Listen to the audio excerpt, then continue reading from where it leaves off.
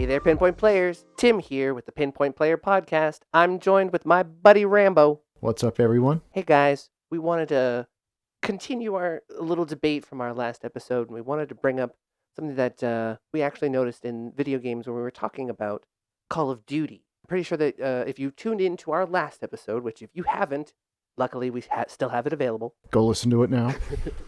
But if you haven't listened to the episode, we discussed how microtransactions were affecting the gaming community, and in particular, a game that we all have played, I believe, at one point, Call of Duty World at War. Oh yeah, Call of Duty World at War. That one was definitely one of my favorite ones. It's probably my second favorite one after Call of Duty 4, and it's obviously because of the zombies. It was so cutting edge at the time. It was one of the first games, I think, along, let's say, Gears of War, to do some sort of horde mode type thing, and the zombies nailed it.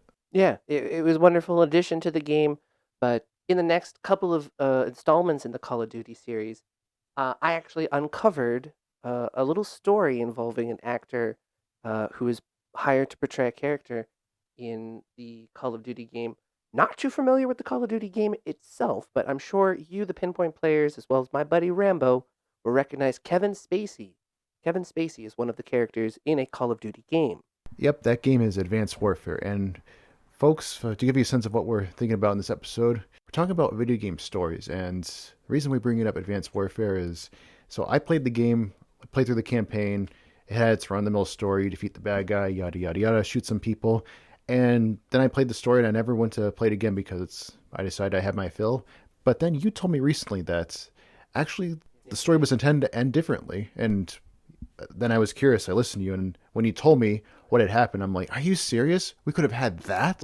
It was a very interesting alternate ending planned for Advanced Warfare. So if you all have access to the YouTube, which I hope that you do, because we also have our podcast on there.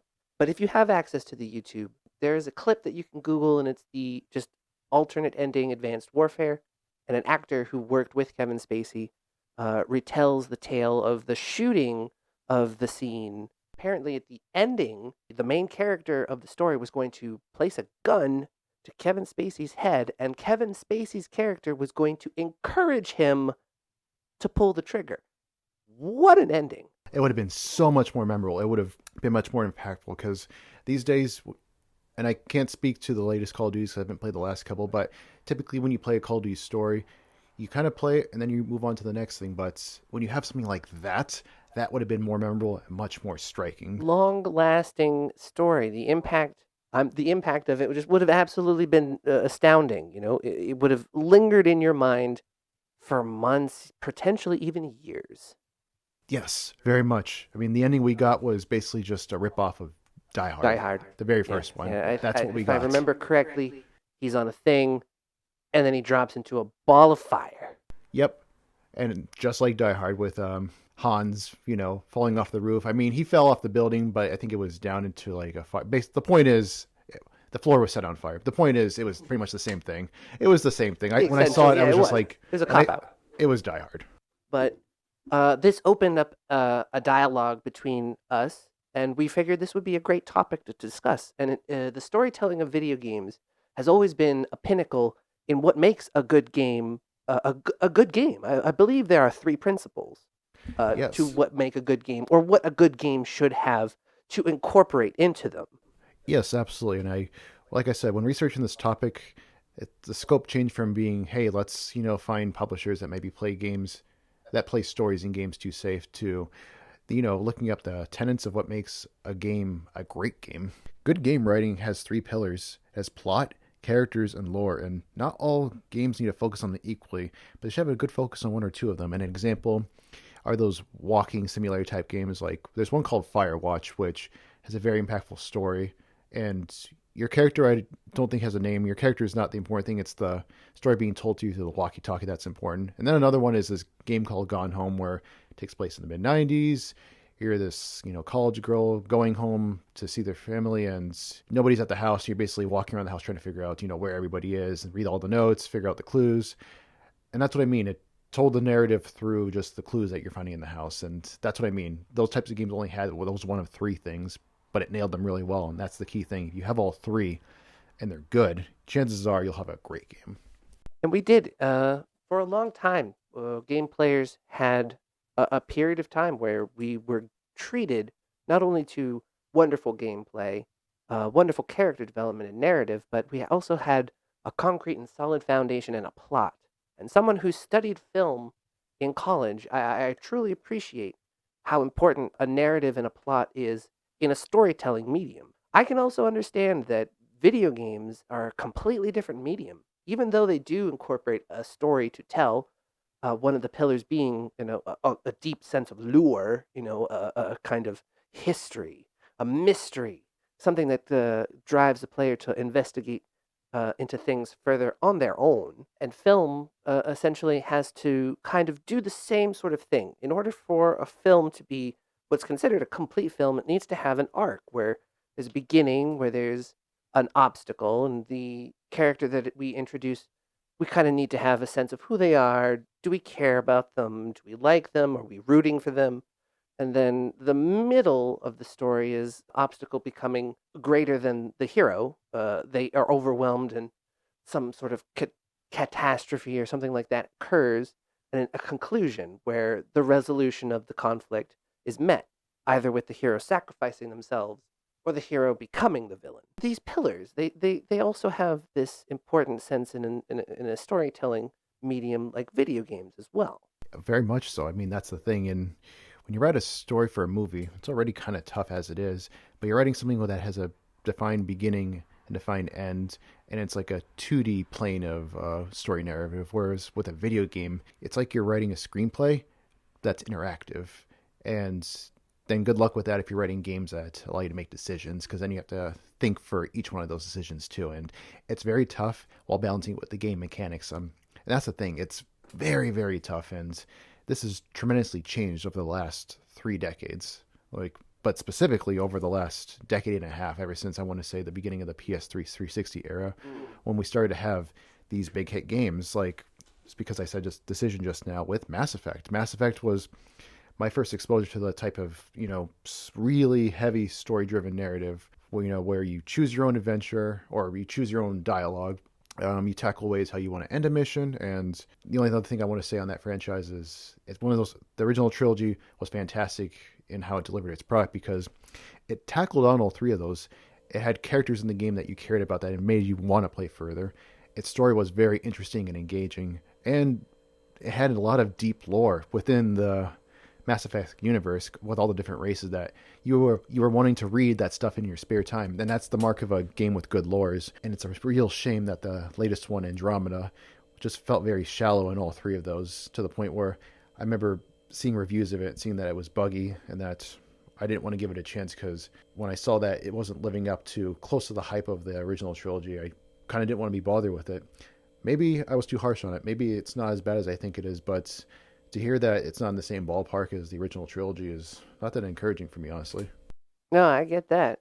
And, it's interesting. We tend to, nitpick certain things, but I honestly think that our gut feeling is our first initial response is is the most correct response. It's sort of our unconscious will that kind of guides us. And I'm not going to doubt that Andromeda probably has some merits to it. There are some things to video games that people enjoy, but it really seems like Mass Effect really hit the mark.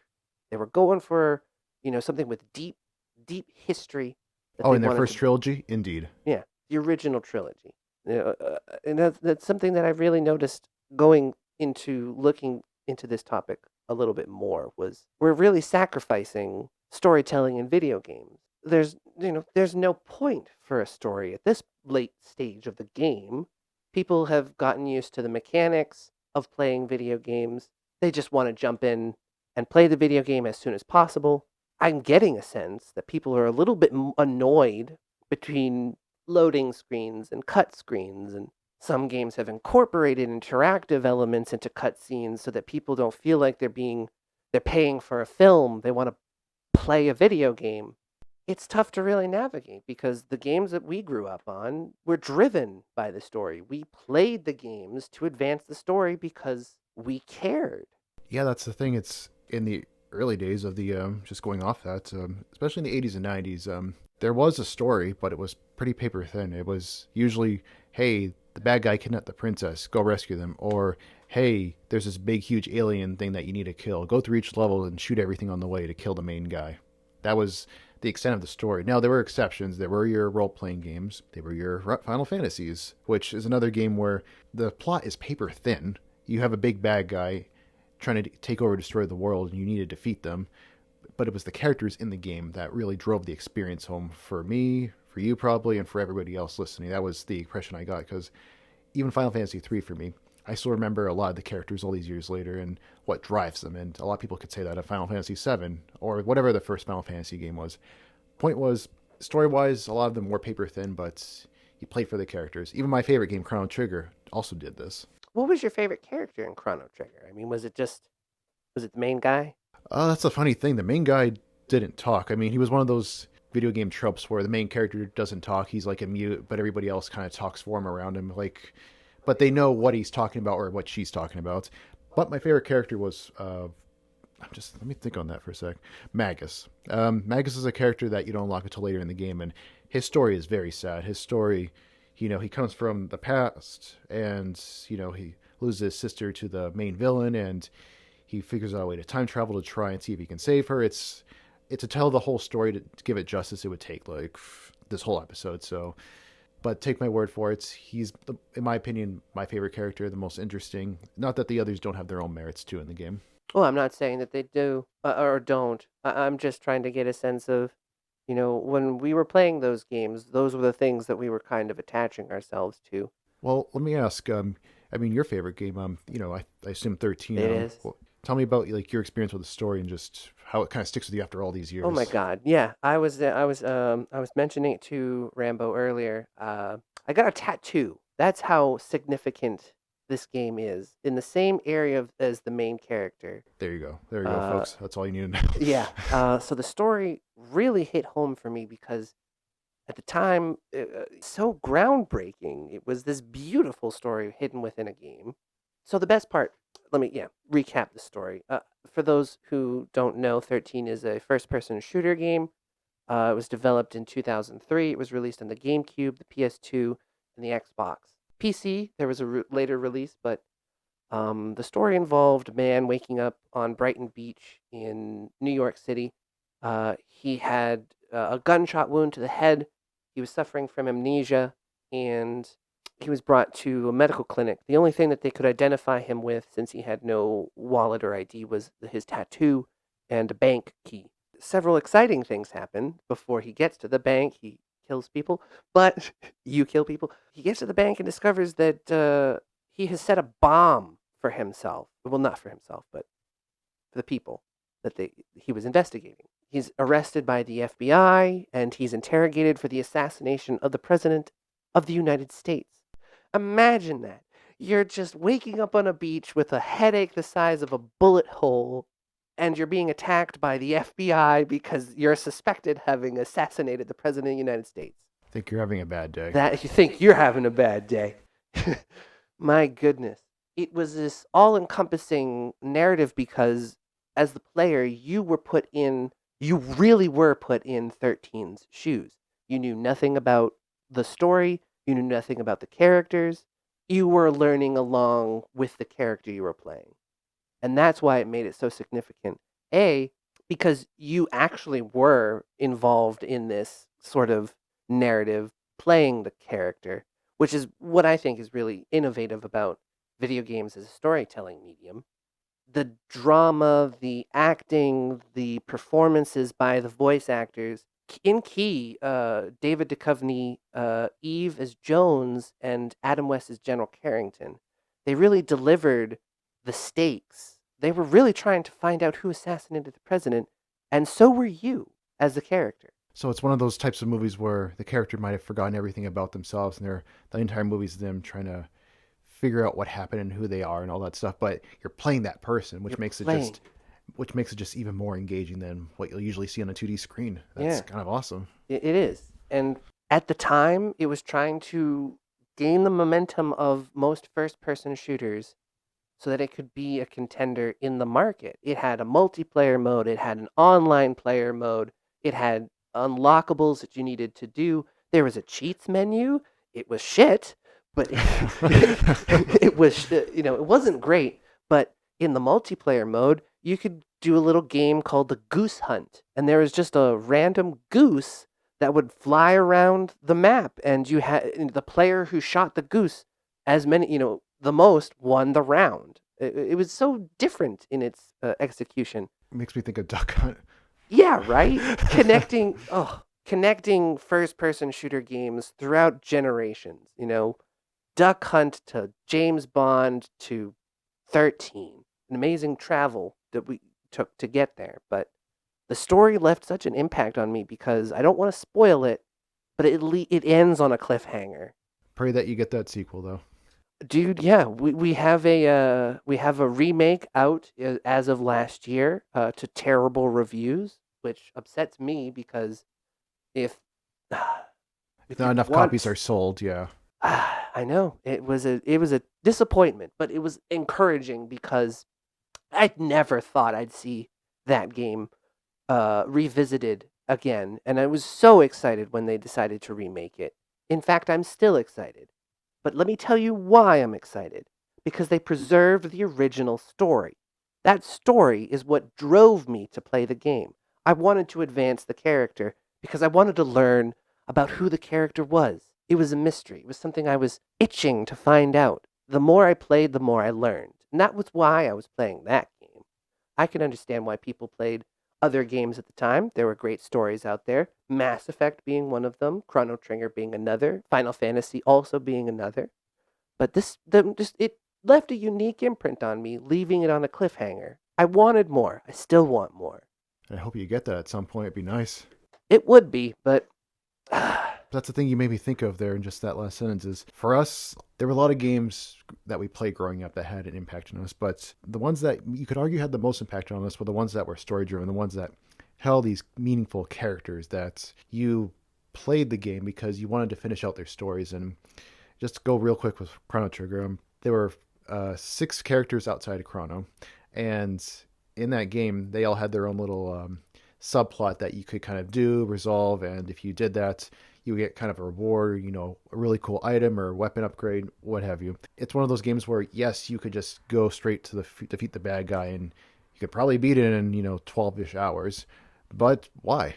Go play the stories of the characters you're playing as. Figure out what makes them tick the way they are. And I'm glad I did that because that's what makes me remember the game and wish that they come up with a third game all these years later. It probably will never happen, but I can keep hoping just like you can keep hoping for that sequel to 13. right? A proper sequel, maybe one day. But anyway, long-winded point. The characters are one of those big pillars of the game that drive us. And like I said, if you can have that, that's awesome. And if you can have an amazing story and lore to go with it, that's just a bonus too. And so with that, we're lucky because when we get that perfect game that has all three, we feel like we're really being treated. You really do. I believe we covered it a little bit in our last episode how games sort of sell you the best parts later, but in our generation, we grew up with games that had the whole package and we paid a pretty decent price for it. When it comes to films as well, we want to as the experiencer, we want to feel like we're a part of what we're experiencing. So character development should be especially crucial for video games since it's an interactive medium. So we're in control of the character. If we don't have a connection to the character, who are we controlling? Why are we playing the game? It doesn't make sense to me. And when I look at the games today, sure, I can get it. You're pumping kids full of excitement, monster energy drinks, and cash grabs. And for a generation who grew up on that, that makes sense to them. But coming from a generation who had a decent taste of what things could have been, continuing to go forward, I feel like that we need to sort of kind of, Go back to basics. yeah, like, I will say this though. I don't want to necessarily put a label on the entire new generation that they just go for the cheap freemium type games because I'm sure a lot of them play and are perfectly content with Fortnite, and if that's what they want to do, so be it. But I will say, I hope at some point they go back and play some of the classics that you and I played, that so they can get a full appreciation for the story experience that you and I had growing up. Because, and just to hone in on that point. So when I was a kid, another game I liked playing, another one of my favorite games was Super Metroid. You play as Samus Aran. She's in all the Smash Brothers game, but she's the main character in all of the Metroid games. And the reason I mentioned Metroid specifically is it's one of those games where it looks like it's simple as hell in terms of the gameplay. You go through the map, you get upgrades, you fight bosses, all to fight the main boss, then you leave, and then you win basically. But that's another game where the lore in that game would take you hours to read, because there's so many planets, there's so many species. It's one of those games where it can be as paper thin as you want, or as deep of a lore as you want. And that's what I mean. I'm hoping that a lot of those types of games are still being made into new franchises, and we can kind of keep those types of experiences going. I also hope that's the case because playing games for the story was such an enjoyable experience.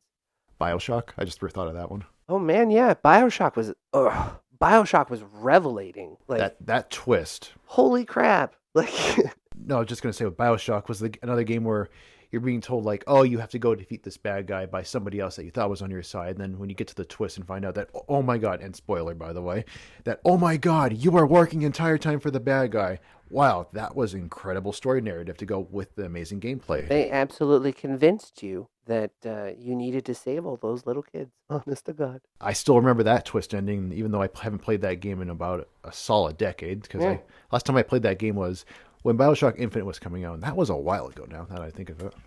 I didn't get past the first Bioshock. Actually, good games. Like The first one was fine. Yeah, I heard that the others were pretty good as well. yeah, because the first one was amazing, as you saw. The second one enhanced the first game in that it made it seem like not a continuation of the first game, but almost to get the full picture of the underground city. I'm trying to remember the name.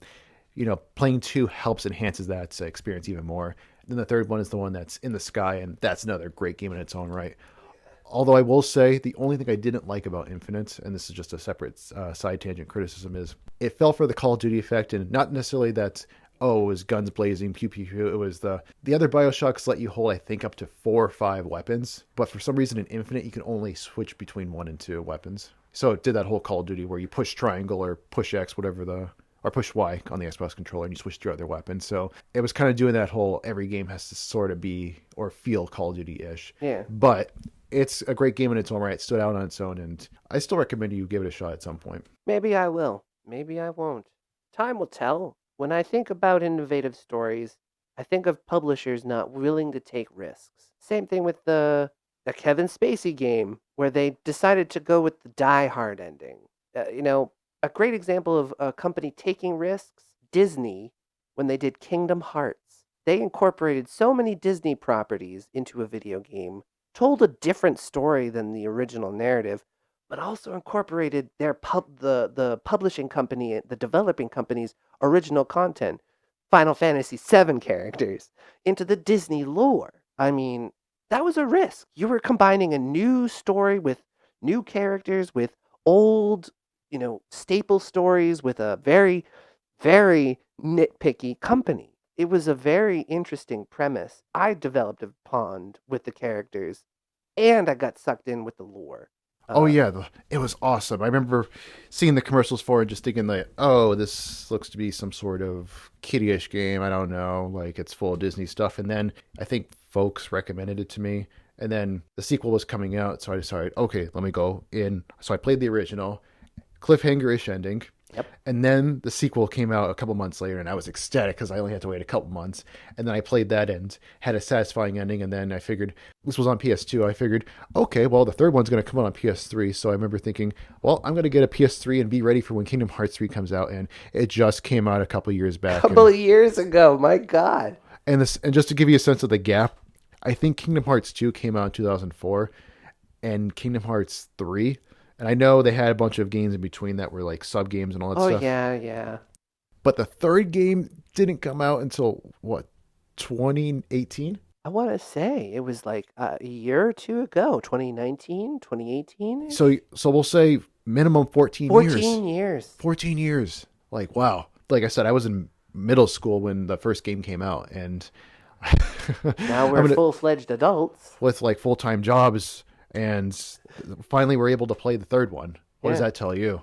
But that was Well, another example of something that meant a lot to us. We were driven by the story, driven by the characters, and we really, really, really were happy when the third one came out. So that way we can continue that experience. so what does that tell us, Rambo? Because if I'm looking at it from where I'm sitting, it sounds like the story left such an impact on it. 14 years passed, and not a day went by where you thought, I've moved on. That story lingered in the back of our heads so much the developers put the time into the game that they wanted to make to tell the story that they wanted to tell, to advance the mechanics to the point that they could play the game that they wanted to sell us. It may take a while, but the time put into those three pillars is essential for a great game. Does that mean every game has to be like that? No. Of course not, because there are many games out there that maybe nail one of those pillars perfectly, but if that was their objective and they do that really well, so be it. Exactly. A fine example I'd like to share with you with that is a game's mechanics can be overwhelming to its story or characters. Case in point, I forget how to say the title. Katakatami? Oh, Kanakatumi? wait, no, hold on. Cut it to, Katakatami. I think Katamari? it's Katamari? Katamari. Is that one where you're rolling around as a ball and you're trying to like collect everything? Yeah, Katamari. Yes, yes, where you're trying to. I'm gonna keep that whole thing, by the Yes, dude. way. But yes, that is the game I'm talking about, and it's such an interesting premise, so unique in its portrayal. But it's just a dude asking you, "Oh, look at you! You think that you're bigger than me? Well, you can't build things bigger than I can." And your character is like, "Well, watch me."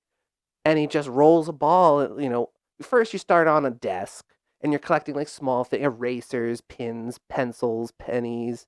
But the larger your ball gets, like a snowball, the larger the ball can grab bigger things. So those pennies and those erasers and thumbnails and tacks become a piece of paper, and that piece of paper can grab onto a computer. And then at this point, you're grabbing a car, and then you're grabbing a house, and you're House. grabbing the city, and all of a sudden you've grabbed. I'm not joking. You're grabbing like entire planetary systems. You But yeah, can. that's the game. It's such an interesting premise, but the game didn't.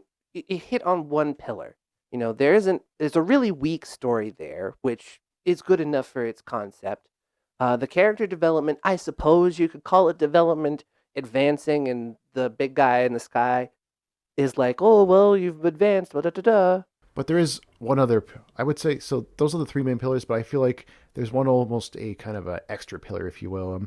So even if it doesn't have, very varied characters or very varied plot or lore, I feel like as if you could nail the gameplay, I feel like that's the prize in its own right. Because if you think about it, some stuff like Mario is not, in terms of characters, in terms of the story. I mean, it's kind of the same thing. You fight Bowser, fight some bad guy to rescue Mushroom Kingdom or some kingdom or Princess Peach. But the gameplay is like 11 out of 10 every time, just or damn near every time. And kind of going back to what you said, the idea of the gameplay, the mechanics, I feel like that's another one that's also has to be perfect to have a great game. Like if you have those three pillars and nail those mechanics, you've done yourself a great service making a fantastic game. And my long-winded point is the gameplay needs to be tight and rock solid too.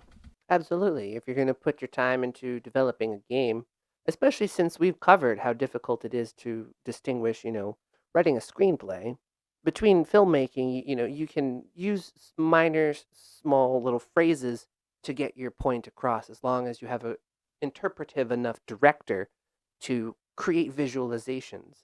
Within a game's screenplay, you have to incorporate interactive. The player has to interact with the character. If you're going to put forth your endeavors to tell your story in that way, it really comes down to what type of game are you making. And the point I'd like to make in this episode is that although all games don't need to be great, there can be mini games, there can be the pay to play freemium games.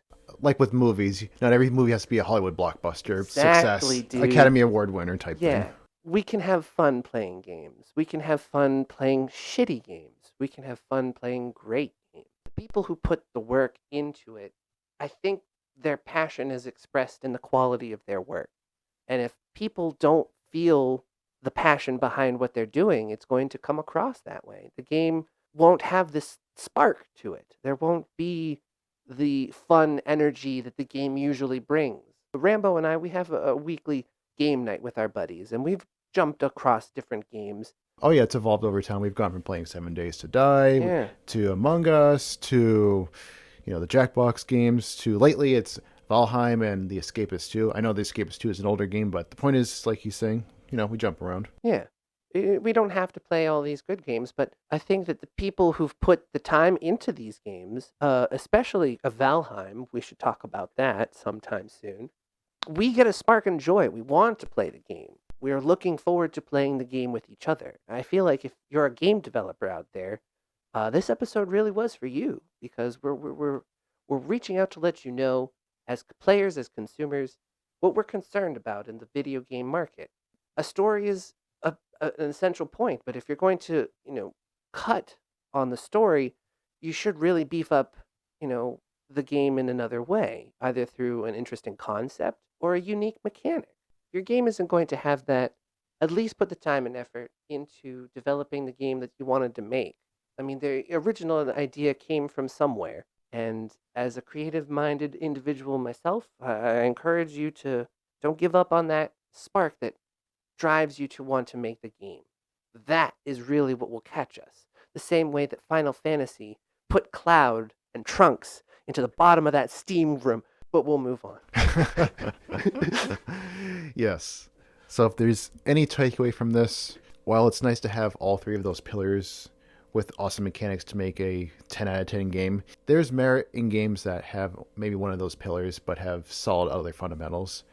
And the last thing I'll say before we close out, and for me, just one last example is Far Cry 5. Far Cry 5 is a game where I think its story is total crap. It's not really that great of a story, and I don't mean that in like it's controversial or anything like that. I just mean that the story itself is nothing special, but the gameplay, the wandering around the map, the shenanigans that you can get up to, you get the fact that you can play co-op with friends, it just beckons a fun, good old time with friends, and that was the part that I gravitated toward. That was my main takeaway, and that's another point I want to make. That just like with movies, you don't have to watch an Academy Award winner movie every night. So if you want to watch a B movie, you want to watch a crappy horror movie, you want to watch a run-of-the-mill rom-com with your significant other, whatever. That's the point. There's a whole wide world of games out there, and the game stories are definitely have changed, though. That much is definitely one thing we can both agree on over the last few decades. The narrative, the way to write it, the way to incorporate it all has definitely become a lot harder, but it's paid off because we have those experiences after all these years. Final Fantasy, Chrono Trigger with me, 13 with you, Kingdom Hearts with both of us. Oh, yeah, dude. It is something that we've noticed that has been dwindling. But in our research, we've really come across that it's really a matter of player's choice. Those games that we've played are still out there. If you're curious about these stories in the games, I mean, they've left a significant effect on us. They are still out there for you to play. And if you do, the game market will catch a notice. Playership will have dropped on Fortnite because people are trying to get to level 13. But yeah, Pinpoint Players, we wanted to reach out to you, get an idea, get a sense. What game stories have you played? What significant tales do you have to tell? If you'd like to get in touch with us, you can reach us at our email, pinpointplayers@gmail.com. We also have an Instagram where you'll be able to comment on our posts and direct message us with any questions, comments, or concerns. We have a YouTube account where we post videos on a regular schedule. We have some wonderful content on there. Please go subscribe to our channel. And if you've listened to us on Spotify, give us a follow because it helps us get up there with the algorithm. Same thing on Apple Podcasts. If you listen to us on there and you love us, give us 5 stars. Helps us, again, greatly with outreach. And last thing I want to say, something a little bit different. I noticed we've had a few new listeners from not just here in the U.S., but I'm just going to name off the countries I've seen so far on our analytics. Belgium, Canada, Australia, Germany, Netherlands, France, Switzerland, and the United Kingdom. Thank you all for those folks that are listening from there. It is a blast to see people from other countries liking our content. And keep listening, folks, because we've got plenty more of that and hope to add to more of that list. It was an honor and a privilege to have gone international, and it was all thanks to you, Pinpoint Players. Thanks for listening and tuning in. Thanks, guys. See you next time.